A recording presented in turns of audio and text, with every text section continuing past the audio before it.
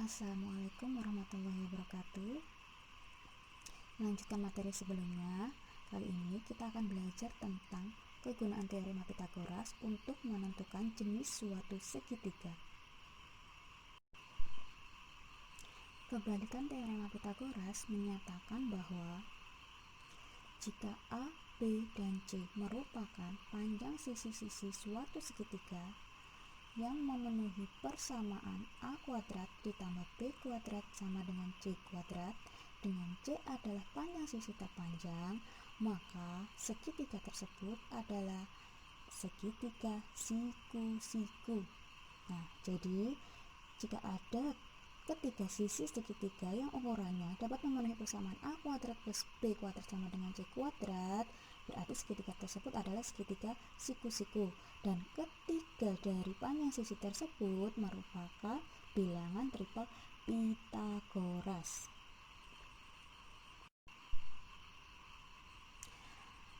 Dengan menggunakan teorema Pythagoras, pada suatu segitiga berlaku 1. Jika jumlah kuadrat panjang sisi yang lain sama dengan kuadrat panjang sisi terpanjang, maka segitiga tersebut siku-siku. Atau A kuadrat plus B kuadrat sama dengan C kuadrat, dengan C adalah sisi terpanjang segitiga, berarti dia adalah segitiga siku-siku. Yang kedua, jika jumlah kuadrat panjang sisi yang lain kurang dari atau lebih kecil dari kuadrat panjang sisi terpanjang, maka segitiga tersebut lancip. A kuadrat ditambah B kuadrat lebih kecil dari C kuadrat, dengan C adalah sisi terpanjang segitiga. Yang ketiga, jika jumlah kuadrat panjang sisi yang lain lebih dari kuadrat panjang sisi terpanjang, maka segitiga tersebut adalah tumpul. A kuadrat ditambah B kuadrat lebih dari C kuadrat, dengan C adalah sisi terpanjang. Nah, agar lebih paham, kita akan bahas beberapa contoh soal. Yang nomor 1, selidikilah kelompok bilangan di bawah ini, apakah merupakan bilangan triple Pythagoras atau bukan. A. Terdapat bilangan 3, 4, dan 6. Penyelesaiannya. Nah, kita harus membandingkan nilai dari A kuadrat ditambah B kuadrat dengan C kuadrat.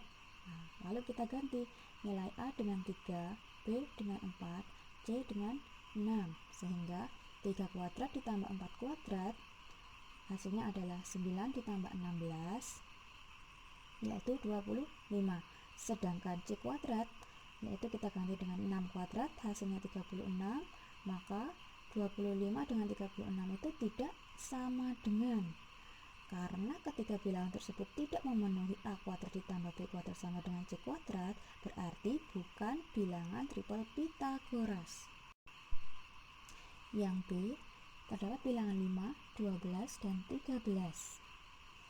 Nah, kita bandingkan kembali A kuadrat ditambah B kuadrat dengan C kuadrat. Lalu kita ganti nilai A dan B menjadi 5 kuadrat ditambah 12 kuadrat. C kuadratnya kita ubah menjadi 13 kuadrat. Hasilnya adalah 25 ditambah 144 itu didapat 169. 13 kuadrat sama dengan 169. Berarti ketiga bilangan tersebut memenuhi A kuadrat ditambah B kuadrat sama dengan C kuadrat. Maka ketiganya adalah bilangan triple Pythagoras. Nah, contoh soal yang kedua. Selidikilah berupa segitiga lancip, siku-siku, atau tumpulkah segitiga yang mempunyai panjang sisi-sisi seperti berikut. A. Ukuran panjang sisinya adalah 6, 8, dan 10. Penyelesaiannya, kita bandingkan lagi A kuadrat ditambah B kuadrat dengan C kuadrat. Lalu kita ganti nilai A, B, dan C-nya, sehingga diperoleh 6 kuadrat ditambah 8 kuadrat, dan nilai C kuadratnya diganti menjadi 10 kuadrat. Kita peroleh 36 ditambah 64. Hasil dari 10 kuadrat adalah 100. Nah, hasil dari A kuadrat plus B kuadrat adalah 100 juga. Berarti karena memenuhi A kuadrat ditambah B kuadrat sama dengan C kuadrat, maka merupakan segitiga siku-siku. B. Ukuran sisinya adalah 11, 12, dan 15. Penyelesaian.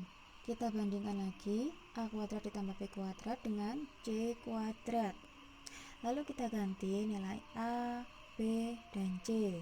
Sehingga diperoleh 11 kuadrat ditambah 12 kuadrat. Nilai C kuadrat kita ganti dengan 15 kuadrat.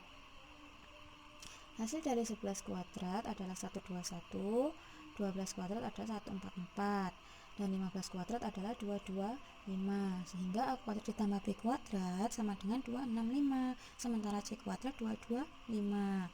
Nah, 265 ini lebih dari 225 karena memenuhi A kuadrat plus B kuadrat lebih dari C kuadrat, berarti segitiganya tumpul.